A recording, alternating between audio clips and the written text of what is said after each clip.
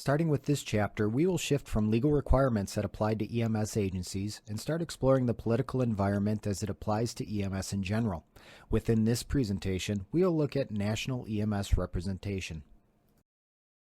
Once completed with this module, you should be able to identify where EMS falls in the United States political structure, identify the pitfalls associated with the position EMS holds within the United States governmental structure, develop an understanding of how EMS fits into various types of interagency operations, discuss how NIMS affects EMS organizations, and analyze how local EMS organizations can play a role in the national EMS response programs.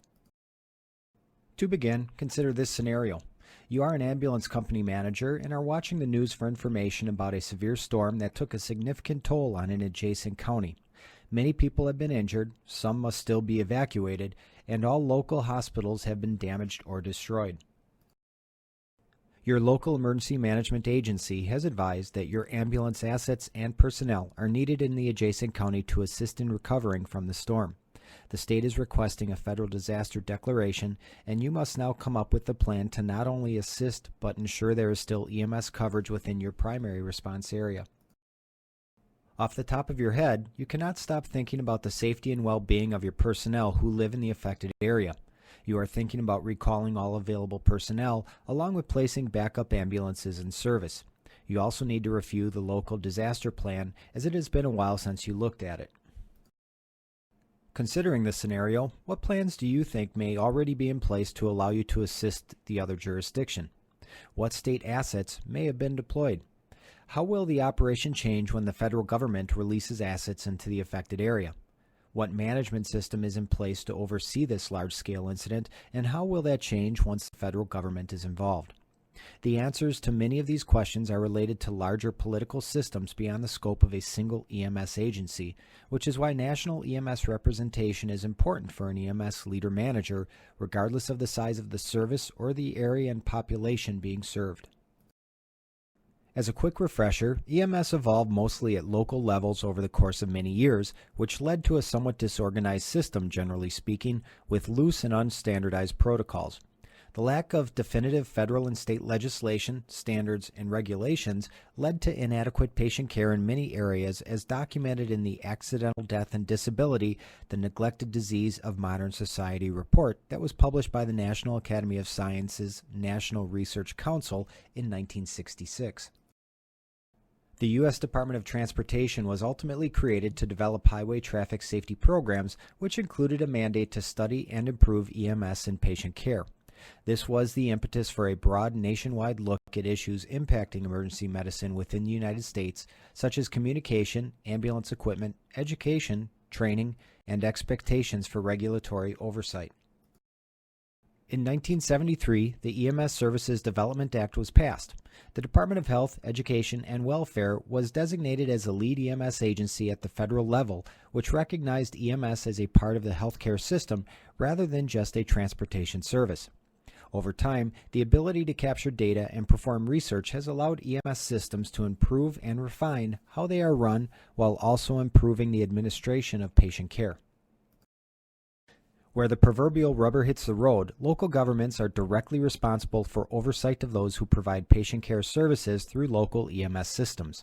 Some systems are simple, such as a hospital in a rural area that provides ambulance service to the area. Other systems, such as those found in large urban areas, are typically more complex. Each state has an agency responsible for developing regulations and providing oversight of its respective EMS system. Within Wisconsin, that responsibility falls on the Department of Health Services, which maintains an EMS section specifically for the regulation and oversight of pre-hospital EMS within the state. Many states also shield EMS field providers and medical directors with laws that provide some protection from legal liability. As discussed in a previous chapter, Wisconsin is not so liberal or broad in its liability protection for private EMS agencies. These various laws also establish minimum standards and define penalties for noncompliance. State legislation typically provides medical directors with the ability to determine the scope of practice for their EMS systems, conduct pilot projects and research, and confirm minimum quality standards. Within that vested authority, medical directors must ensure that local EMS systems have the support and resources necessary to meet the healthcare needs of their community. Within Wisconsin, some of these duties are also fulfilled by a specific service director as defined within DHS 110. The federal government defines the basic components of EMS systems, directs nationwide system development, oversees the development of national training guidelines, and promotes EMS data collection and research. Agencies at the federal level that provide oversight for EMS include the National Highway Traffic Safety Administration, the U.S. Department of Health and Human Services, the U.S. Department of Homeland Security, and even the U.S. Department of Defense. There are other federal agencies that also impact EMS. A more comprehensive list is available within the textbook. These various federal entities are important to the continuation of research, funding, curriculum development, data collection, and other materials required to improve EMS services on a local, statewide, and national basis. Given the diversity in their roles, these different agencies approach EMS from different perspectives and commonly relate to specific components within an EMS system. One such component is the National EMS Information System, which provides the framework for collecting, storing, and sharing standardized state EMS data. EMS services in Wisconsin are required to report ambulance run data to the Wisconsin Ambulance Run Data System, WARDS, which subsequently reports aggregate state data to NEMSIS.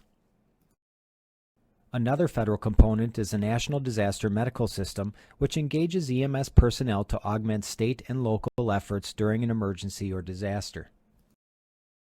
Beyond the auspices of governmental agencies, there are also other national groups that advocate for or have significant impact on EMS, even at a local level.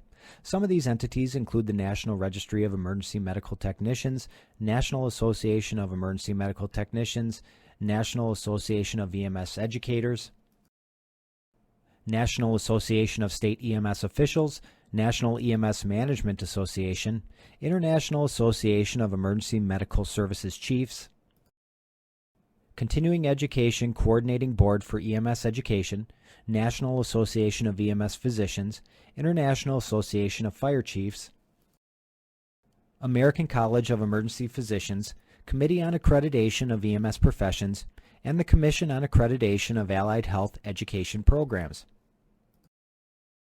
Some entities historically associated only with the fire service are also starting to impact the profession of EMS as well, such as the National Fire Protection Association and the International Association of Firefighters.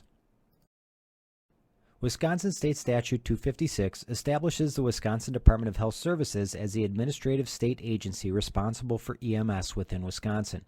The department has several divisions, one of which is the Division of Public Health. Within the Division of Public Health is the Office of Preparedness and Emergency Health Care, which serves as a home to the EMS section. Other sections under the office include EMS for Children and the State Trauma Program.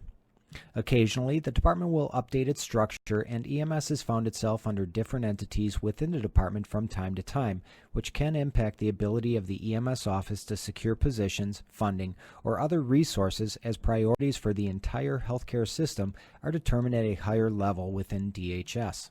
Chapter 256 also establishes the State EMS Board, which is comprised of subject matter experts appointed by the governor to provide recommendations to the department regarding EMS within the state. The EMS Board does meet on a regular basis and provide an excellent forum for feedback to the department on EMS matters. For those looking to be involved in the political landscape of EMS within Wisconsin, attending EMS Board meetings is a great way to do so.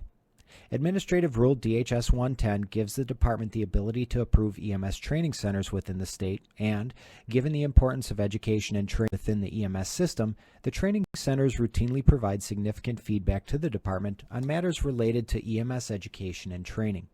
It is also important to note that while many of the EMS training centers in the state are technical colleges, there are non-technical college EMS training centers that are approved by the state as well.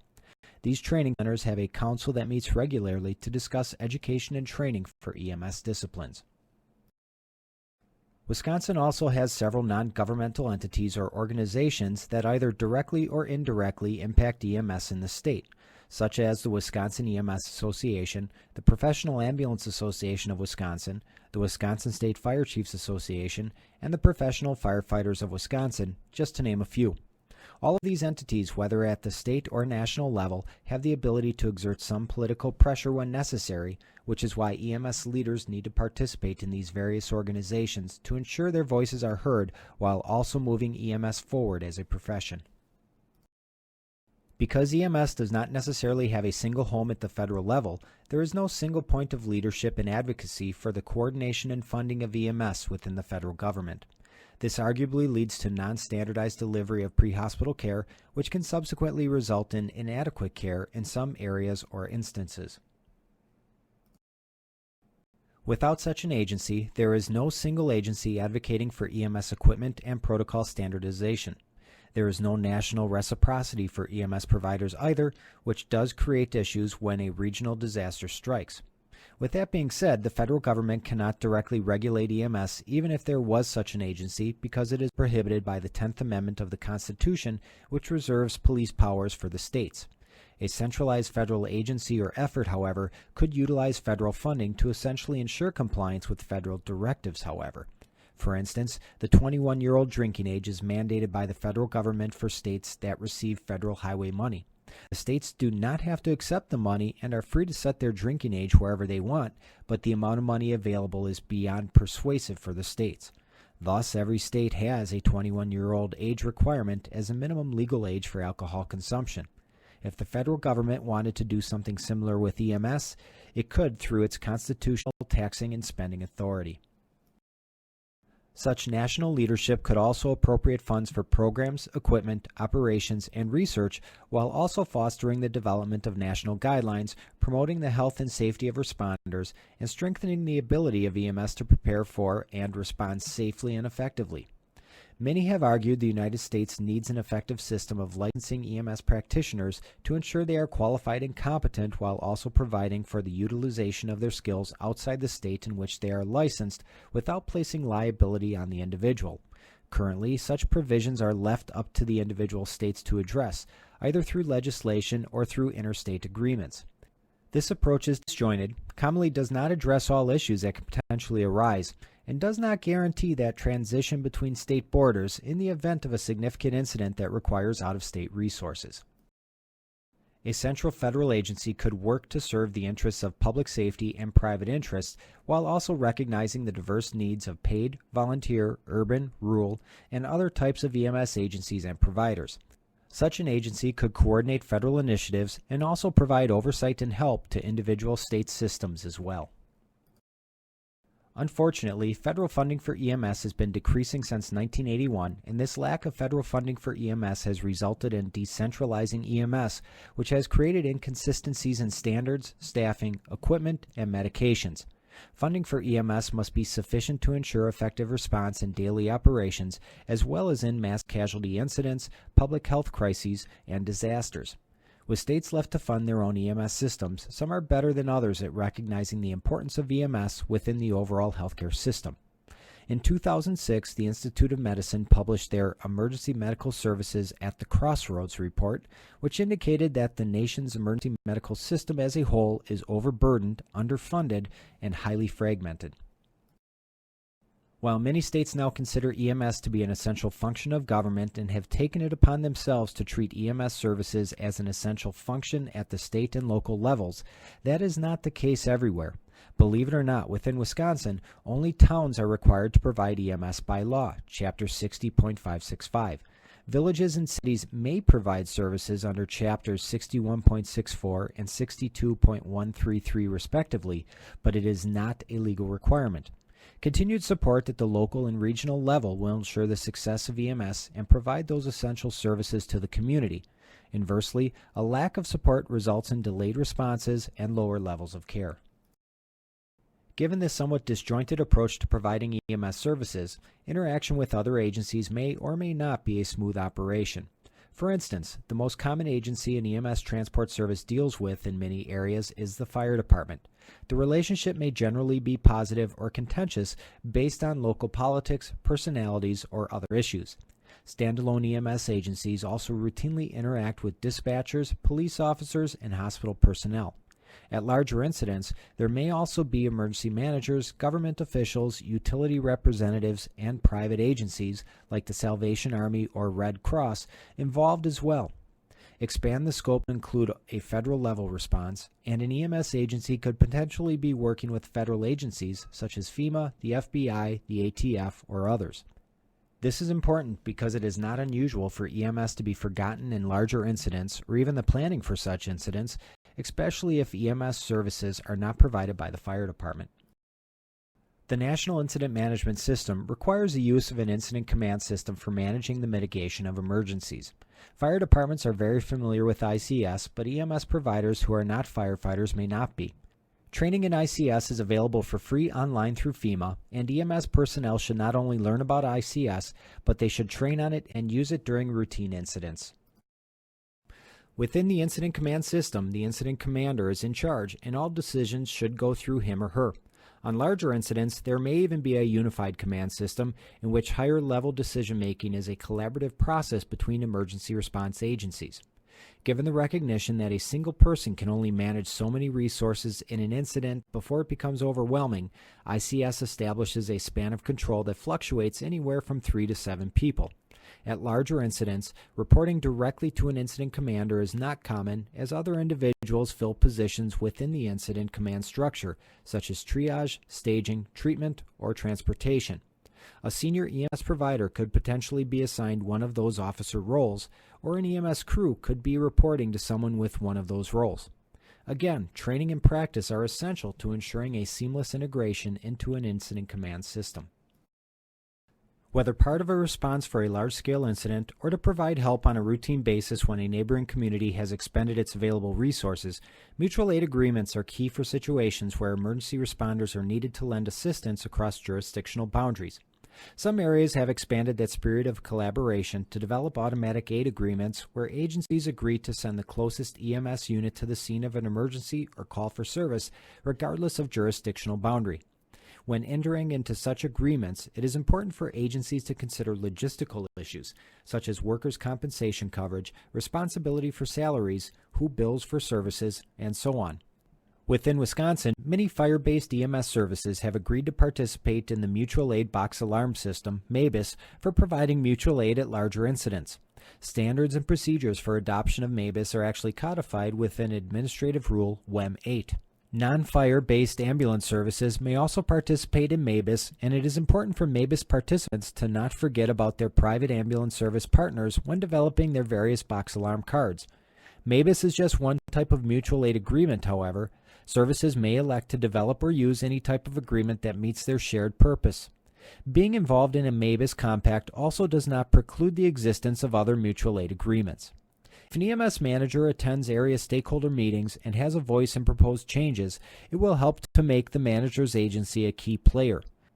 With the real threat of terrorism, active assailants, natural disasters, an aging population, and fewer financial resources for EMS agencies, it is absolutely critical for EMS leaders to develop and foster relationships with others in the profession to sustain a system while also improving care for the public they serve.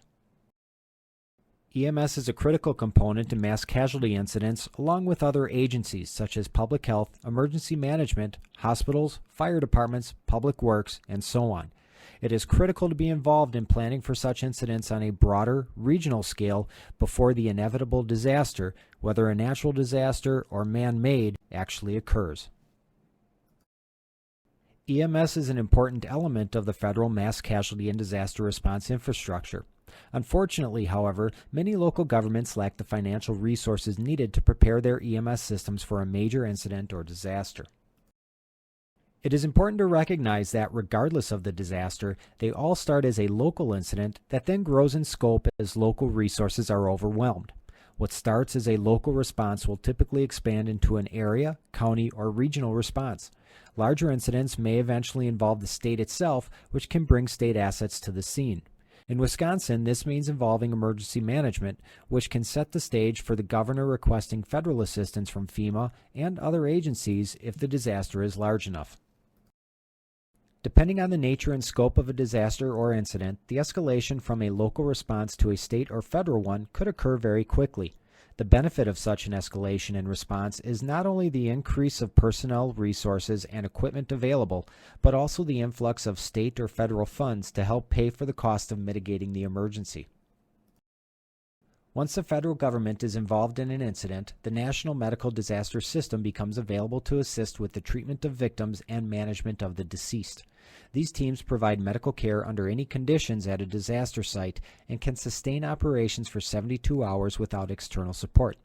Developed through a coordinated partnership between the Department of Homeland Security, the Department of Health and Human Services, the Department of Veterans Affairs, and the Department of Defense, National Medical Disaster System teams include the Disaster Mortuary Operational Response Teams, National Veterinary Response Teams, and National Medical Response Teams.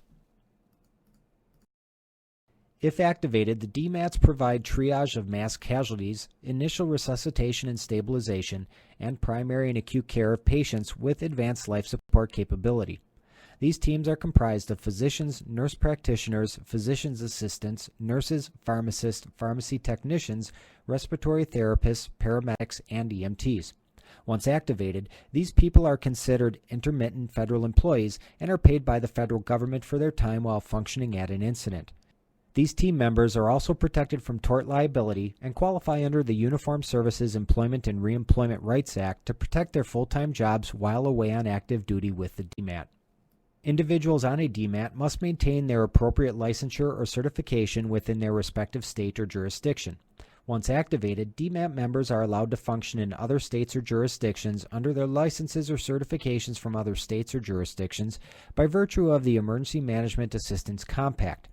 The EMAC is a disaster relief compact ratified by Congress in 1996 and adopted by all 50 states, the District of Columbia, Puerto Rico, Guam, and the U.S. Virgin Islands. Within Wisconsin, state statutes 323.80 and 323.81 are the pieces of legislation that legitimize Wisconsin's participation in the EMAC, thus providing the legal authority for federal EMS and medical assets to function within the state without licensure issues. All federal emergency response resources function within the National Incident Management System. This scalable and dynamic system incorporates various preparedness concepts and principles to foster interoperability and coordination between jurisdictions and organizations. NIMS enables private and public organizations to conduct integrated and effective emergency management through a standardized, systematic, and organized approach. NIMS works cooperatively with the National Response Framework by addressing the actual management of incidents, while the National Response Framework provides the structure and mechanisms for national-level incident management policy for all hazards response. After the terrorist attacks of 9/11, President Bush issued two Homeland Security presidential directives, HSPD 5 and HSPD 8, that essentially created the National Incident Management System and also began tying federal preparedness funding to compliance with that system. Thus, generally speaking, any public agency receiving federal preparedness funds must now ensure compliance with NIMS requirements. This means that all EMS providers must be trained in the National Incident Management System. Specific NIMS components include preparedness, communications, resource management, command, and ongoing management. EMS providers must be trained in NIMS because they will have a role in each of these areas responding to a disaster or other larger scale incident. Reinforcing training with drills and exercises has the additional advantage of taking disparate agencies to a new level of understanding and cooperation. Even if not required by the federal government, NIMS training and practice is critical for the safety and effectiveness of EMS crews functioning at significant incidents. Standardized resource management concepts such as typing, organization, and tracking will facilitate the dispatch, deployment, and recovery of resources before, during, and after an incident. Typing and credentialing of assets, including personnel, are preparedness tasks that help ensure appropriate resources can be mobilized for an incident. FEMA maintains a resource typing document to ensure a common nomenclature across jurisdictions so that agencies know what to expect when requesting certain resources. For instance, if requesting a paramedic, FEMA has a position qualification document that provides a description of what a paramedic is, what education and training he or she should have, licensure or certification requirements, and physical and medical fitness requirements for the paramedic. If requesting an ambulance, FEMA has specific guidelines for the capabilities, equipment, supplies, overall function, and personnel associated with an ambulance resource. If participating in an incident with a national scope, ongoing management and maintenance of resources may require interaction with the National Integration Center to assist in the strategic direction for and oversight of NIMS, along with supporting routine maintenance and continuous refinement of the system over the long term. It is not uncommon for incident command systems to be challenged by incidents that are not site-specific, are geographically dispersed, or evolve over longer periods of time. NIMS is designed to assist in maintaining smooth, safe, coordinated, and sustainable operations over large areas or a significant time frame. Education, training, and practice are essential to ensuring EMS providers are prepared to function within the NIMS structure if a significant incident does occur. EMS organizations have to be engaged in their local area's disaster planning process. This means being active in the planning while also understanding the role the EMS agency will serve in the event of such a disaster. EMS managers must also be trained in and know how to integrate into a unified command structure or assume a specific ICS role as assigned by an incident commander. To the extent possible, the agency should engage in management by objectives as it pertains to medical care by assisting with establishing incident objectives as well as strategies for accomplishing them. EMS agencies can be available as a state or national resource and should train personnel in NIMS, understand and adhere to resource typing standards and credentialing requirements, and provide specialized training. EMS agencies also serve a critical role in public health activities as they are key in providing patient care and report data that is used by public health to identify potential pandemics. The data is also useful for the routine identification and modification of risk factors for illness and injury. Looking ahead, EMS must branch out beyond simple emergency response to fulfill a prevention and public health role within their community. This ties directly into the emerging concept of mobile integrated healthcare or community EMS, whereby EMS providers go out into the community proactively to monitor patients and prevent illness and injury through vaccinations and other initiatives, such as providing bicycle helmets to children or ensuring proper installation of child car seats for parents. Many of these activities are topics of discussion within WCTC's EMS Community Risk Reduction course as a part of its EMS Leadership and Management Technical Diploma program, so they will not be explored further here.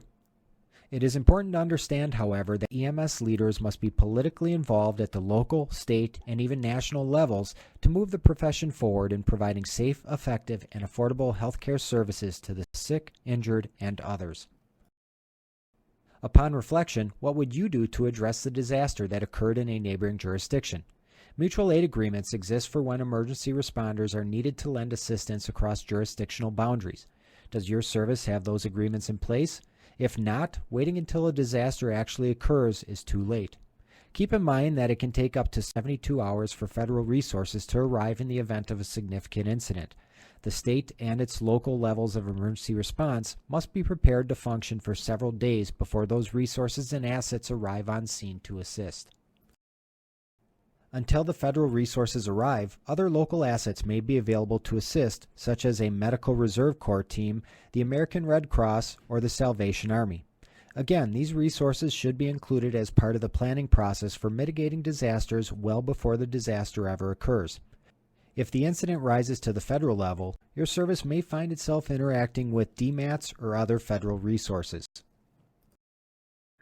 Given the complexity of such large-scale incidents, it is absolutely critical that EMS providers be familiar with and trained in the National Incident Management System, as it will be used by the state and any federal agencies. To conclude this chapter, EMS functions mostly at the local level, and it is a state responsibility to ensure EMS services are available, they follow minimum standards, and that they provide quality patient care. Federal government oversight of EMS includes the development of national training guidelines and promotion of EMS data collection and research. No single federal agency is responsible for taking the lead role in EMS, however. Having a single federal agency responsible for EMS would provide avenues for funding and advocate for EMS equipment and protocol standardization, national data collection, responder health and safety, and EMS preparation for responding to disasters. Lastly, EMS personnel must be familiar with the National Incident Management System to ensure efficient collaboration between agencies at a large-scale incident, regardless of what jurisdictional lines may be crossed.